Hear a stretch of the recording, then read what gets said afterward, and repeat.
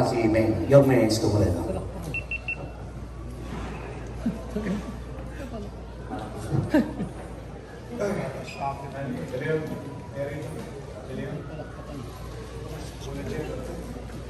Alright. Happy holidays.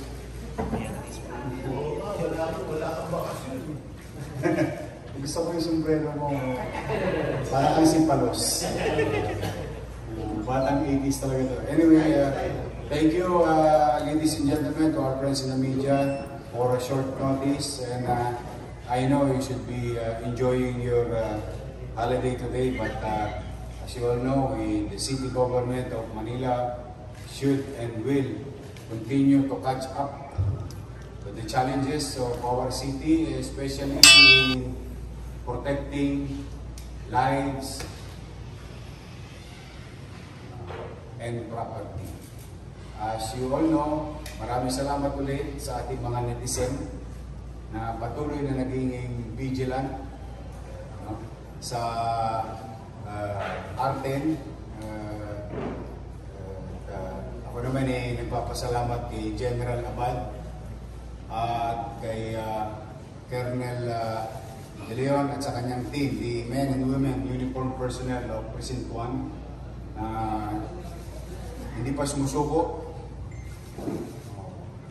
Hindi pa sumusuko sa kakulitan ng ilan.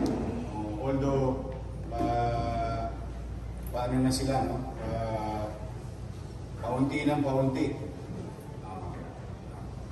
But whether isa, dalawa, tatlo, apat, isang dosenang insidente, we will not stop. We made a commitment to the people of Manila, and they deserve better things from their government. So, we'd like to inform you, merong isang incident naman. Siguro akala niya kahit ating gabi, pwede siya makalusot. Ito mga tulogis na ito. Sige. Pinagpapasalamat naman namin sa mga netizen na naglalakas ang loob na mag-upload ng mga pusakal o gawain ng mga pusakal sa Maynila. Again, today we would like to present to you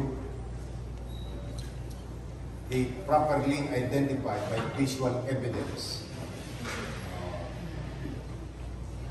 sa mga CCTV ng sasakyan, cameras ng sasakyan. Itong si Eusebio Pacifico Dulisin.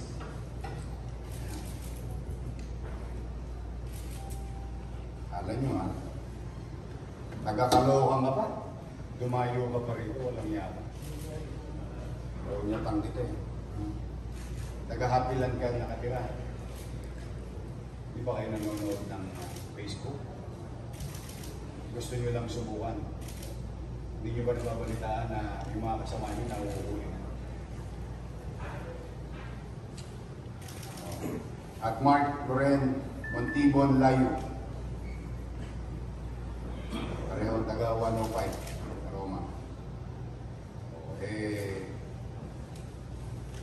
Itong mga matitigas sa ulo mga batang to, nakakala nila Wild West ang Arten.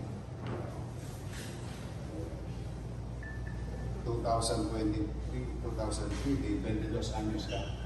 Brad, pwede ka ba? Ikaw, 24.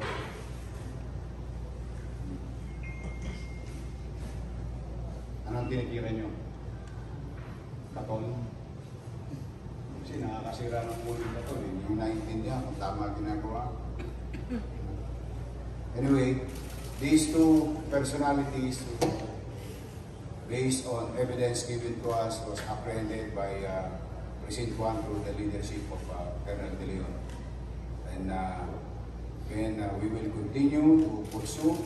They were charged and others were already charged now. They were charged before the prosecutor's office.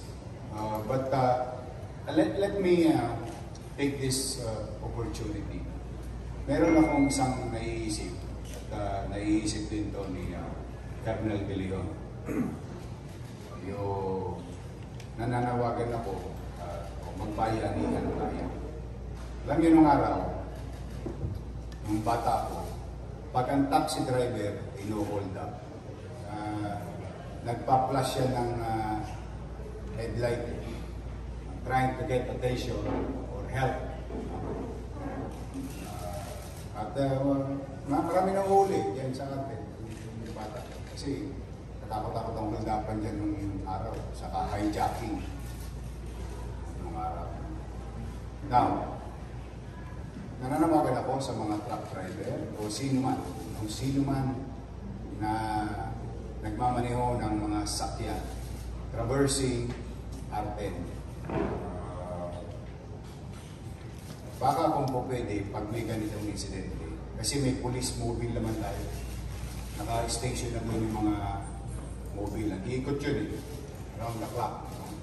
Nananawagan kami sa mga driver, kapag may nakikita kayong insidente na ganito, magbusina kayo sabay-sabay. Magawa tayo na to call the attention of everyone. Kumbaga, tulong-tulong na tayo. The least thing that you can do is to create noise and attract and get the attention of our enforcement unit who is nearby. Meron kami doon Bosco, meron kami doon sa boundary, at saka of course yung yung mobile din. So kung po pwede. Plus again, kung kayo may nabibidyoan, padala nyo kagad sa amin, itag nyo kami. Tapos, pangatlo, doon sa mga, para may additional na cargo itong mga to, yung mga biktima, although yung iba nakinig na, no? Na mga trackers, okay, matakot, nag-file kayo ng complaint. Habang nandito ako sa lungsod ng Maynila, we will not stop. We will not stop apprehending these people. Baka naman na kung pwede, bigyan nyo rin ng oras yung effort ng police apprehending these individuals na kayo ay humarap upang maging complainant. Total kayo naman ay biktima.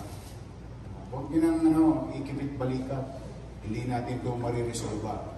While it is true that we will not stop until they stop. But hindi naman kami titigil. Kaya lang mas maganda kasi pagka yung mga nabibiktima ay tinutuluyan din itong mga suspect. So, yan ang update natin dito sa bagong-bago, fresh na fresh. Gustong sumubok at gustong sumikat na mga individual na hindi pa yata nakakapanood ng Facebook na July 1, 2025, may bago ng mayor sa Maynila. Baka kala nila kasi dati pa rin. So I'm just saying, mananawagan ako ulit. O sa mga Colonges, huwag nyo nang subukin. Talagang hihimas kayo ng PRSD sa Maynila. We will not stop. Karapatan ng taong bayan sa lungsod ng Maynila, ng mamamayan, at ng taong bayan. Oh, hello, PLDT. Parang kulinarya oro ata yan eh. Sige ata yan. Ulitin ko.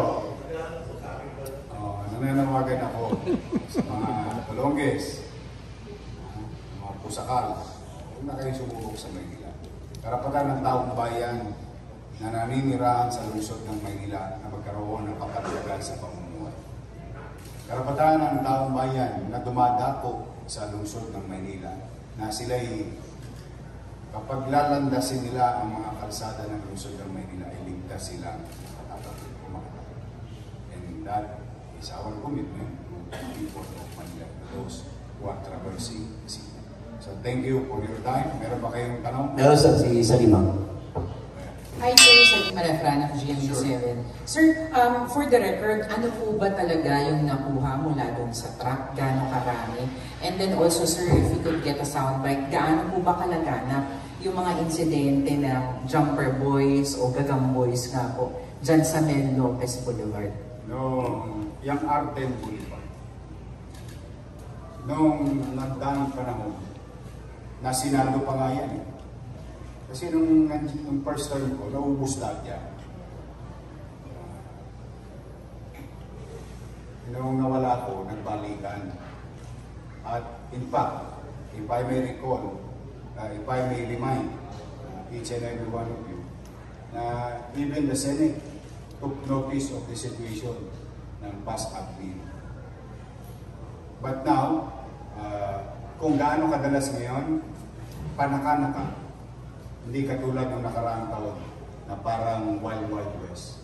Now, despite of panaka-nakang insidente, hindi naman kami titigil na sila ipapanagutin sa akin. Until magtinuan yung mga talonges na gustong sumubok sa akin. Eh, sa susunod niya, baka mamaya ma-aksidente na sila. You'll never know. Maraming truck dyan, maraming mamaya patulan din sila ng mga I hope the drivers and painante huwag nyo ilagay sa inyong kamay ang batas. Hayaan ninyo na trabahoy ng pulis ang kanilang. Sir, ano talaga yung kinuha? Yung ano? Yung roll na alam, sir. Yung sa kwento mo nga, roll. Ito yung video. Kung nga pala, pwede nyo ba i-share sa kanila yung video? Reporter, official lang. Ha? Hindi, pinagaling sila lang. Ma'am, nakuha yung dalawang rolyo ng alambre na doon sa video, dalawang video yun ma'am eh. So, yung isang nakita doon, tapos nung na-apprehend namin, yan po sa kay viral videos. Yun. Magkano mo nabenta? Gano'n na benta? Okay. 200. Kapalit, hoyo. Pero, kung naibenta ng 200, sa may-ari ng negosyo at sa pahinante na kawawa naman at sa car driver, kakargo sa kanila yun. O 200 pesos. Sa kanila. Easy money. Eh, pero doon sa mga may-ari ng negosyo, at yung pahinante, you were raising your hand? Yes. Luisito Santos from DCWP. For the record lang, kailan po nakunan yung video, kailan nangyari? At saka kailan at saan po sila nahuli? Salamat. Yung viral video based on the statement of the suspect, 10:15 ng August 19 nila yung nangyari yung insidente. And August 20, nahuli namin sila doon sa road 10 pa rin. Kasi hindi nila nakita yung viral videos, but then, yung mga operatiba natin, hinahanap na namin sila at doon pa rin sila sa road 10. They are planning to attack again. Okay. Thank you po, Colonel. Do you have any questions? Ano ba? Okay na? Wala na? Okay na, boss. Palos. Oh, napal. Eh, gusto ko yung baka naman, baka may kapatid yan. Parang leader. Boss, kayong dalawa. Hindi naman ikaw ang leader ng mga Mga leader. Hindi, tanong ko sa dalawa. Kasi sa ganyan grupo yan eh. Sa bawat barangay ng mga kapatid nyo, di ba? Meron ba ba na nakakasama kayo? Na sa tingin nyo, tumitira pa rin ang ganyan? Meron. Hindi pa rin ano? Dalawa kayo, napitas kayo eh. Mapalamig, susunod, sakit ang pulo ni Station Commander. Meron ba ba mga tropa to?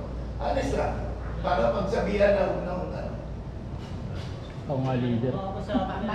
Mayroon ba? Hindi, pagkakataon nyo ito, panawagan nyo sa tropa nyo, tama na yan. Wala na po eh. Oh, Wala na po. di ba kayo mananawagan sa tropa ninyo? Ano ang panawagan niyo sa tropa niyo? Nandun na po sila lahat sa presinto ulo.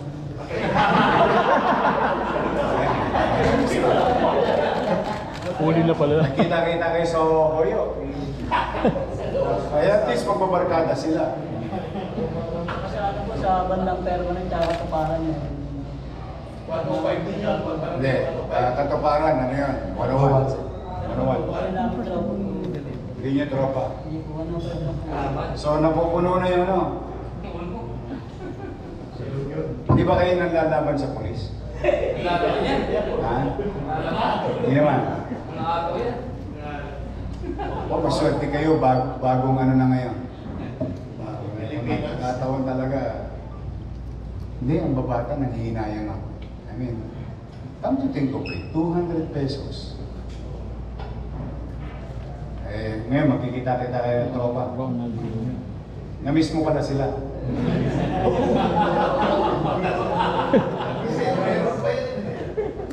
Anyway, just trying to light up, but we are serious about this.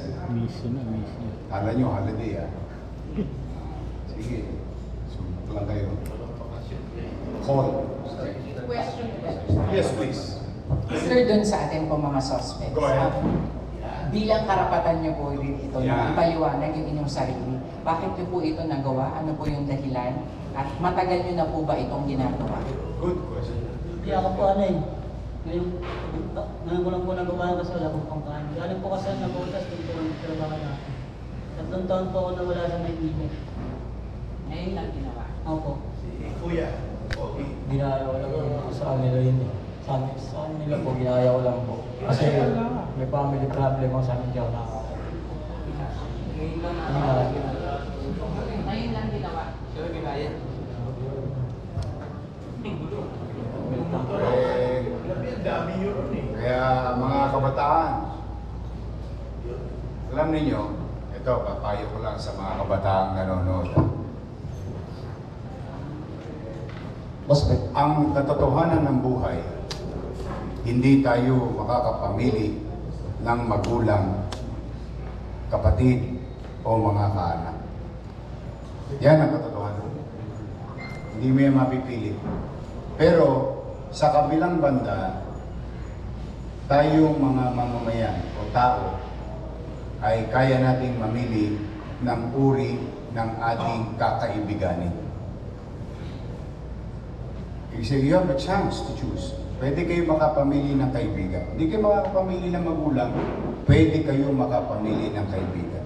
Pag ang kaibigan ninyo ilalagay kayo sa kalugmukan, bakit pa kayo nagsasama-sama? Bakit ka makikisama? Tingin ko kasi minsan, ma'am, ano yan yung, alam mo yung ayaan, halika, tira, damay-damay na. Tira tayo, biyahe ta. Actually, mas maganda yung word na ginagamit namin dyan nung araw. Yung mga kababata ko na namin. Halika, biyahe tayo. Ayun yun, akit na sa estribo, dadala ng Tres Campos, 29, mamemerwisyo ng kapwa pobre. Ganyan yan eh. Barka-barkada. Ako, payo ko sa mga batang nanonood, mamili kayo ng inyong kakaibiganin. Dahil baka mapariwara kayo. Mahal kayo ng mga magulang ninyo. Walang magulang na mag-iisip ng masama laban sa kanyang anak. Pero ang kaibigan, pwede ninyong mapili. O mag-ingat kayo. Have a safe day.